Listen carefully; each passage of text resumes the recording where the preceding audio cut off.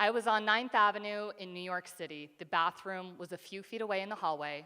My hands were holding the keys. The keys were turning the lock to the Airbnb, but I realized it was happening. I couldn't hold it. I shit my pants on the street.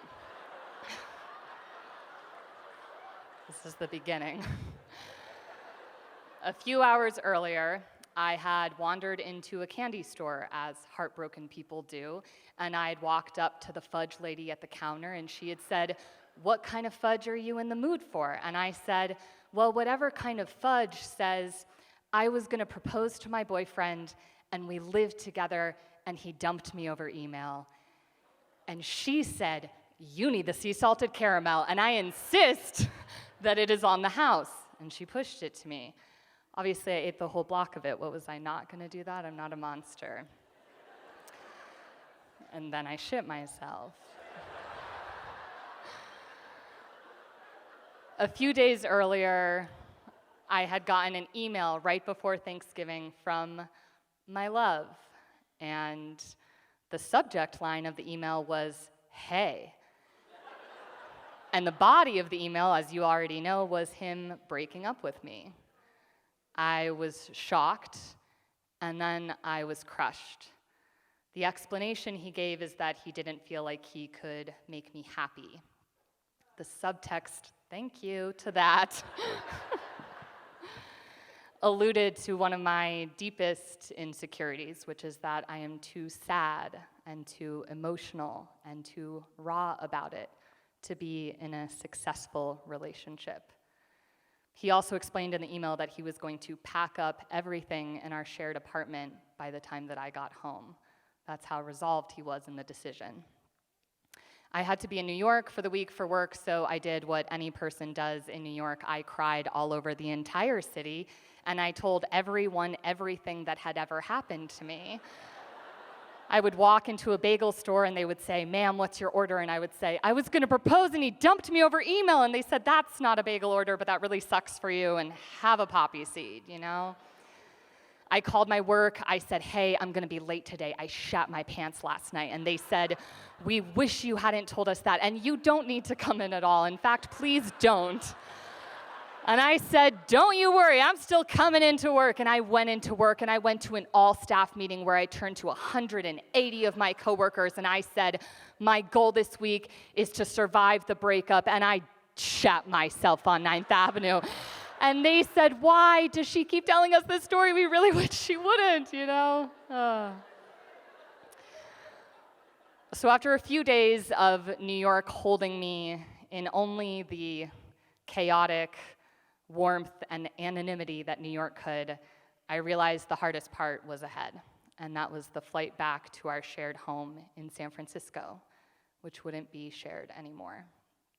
As I got to the airport, I realized my phone was busted. I couldn't download the app. I couldn't watch movies on this flight. And so I went up to the woman at the kiosk and I said, through bumbling tears, you know, does this flight have seats with like screens on the back? Because I just really need to watch Inside Out.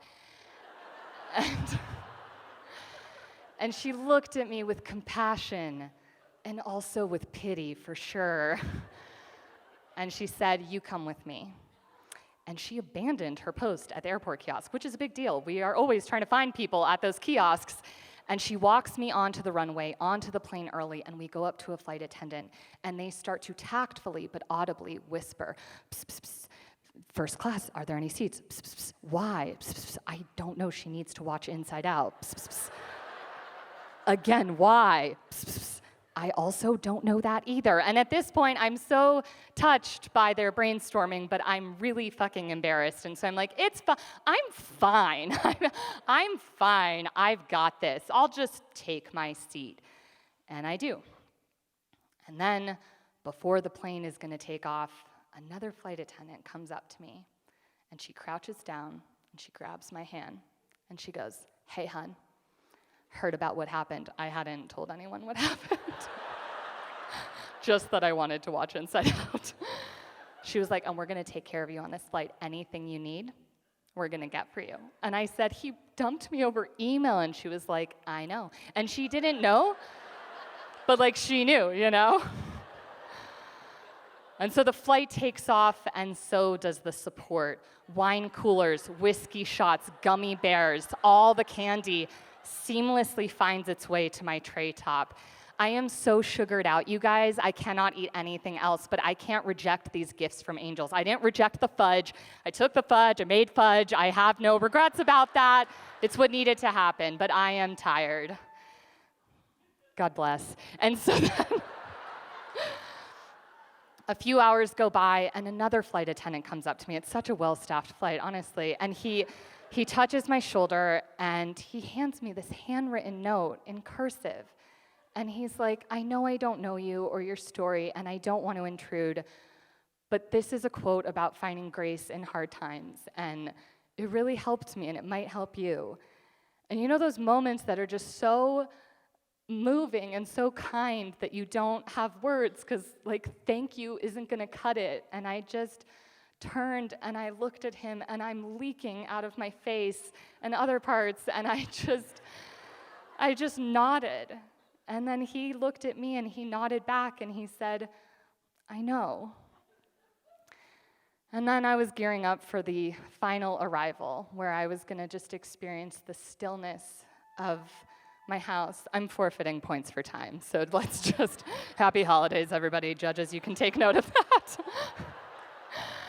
And, but I will wrap up soon. And I'm scared, and I see chaos in the beginning of the front of the flight, and I see people flurrying about and doing things, and the flight attendant starts to walk towards me, and what materializes is this massive chocolate sundae with whipped cream, really nice silverware, they have it on those planes, and a cherry on top, and he brings it up, and he puts it on my tray, and he goes, pilot heard what happened, and he sends his best. He sends his best. You're going to get through it. You're going to find your Prince Charming. You're going to get through it. And I looked at this gesture, and I looked back up at him, and I said, I think I know. And as I took stock of all these people and all the kindnesses they brought me, I realized this was 5 years ago. And I wish I could stand here today and say that by breaking up with me, my ex opened the door for me to meet the love of my life, who I'm with now, and we're partnered and we're happy. But that's not true. The truth is, even 5 years later, I haven't met anyone who knew me or saw me or matched me the way that he did. And I still kind of don't agree with the breakup, you know? But I also realized that when I was with him, I just wanted to make him laugh, and I just wanted to tell him my stories, and I was just consumed by him being my audience member of one. And after he broke up with me, I finally, after a lifetime of putting it off, moved to Los Angeles. And it's a weird city, you guys. I don't love it, you know, but I did the thing that I've been waiting my whole life to do, which is really pursuing performing and comedy in a real way and a serious way, in a committed way, kind of like marriage maybe, or kind of for the long haul maybe. And I don't think I would have done that if he hadn't broken up with me.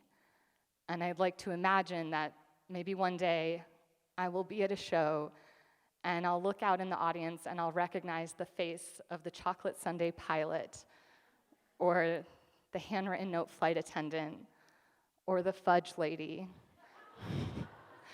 And I will get to thank them for showing me that love comes in all forms. Thank you.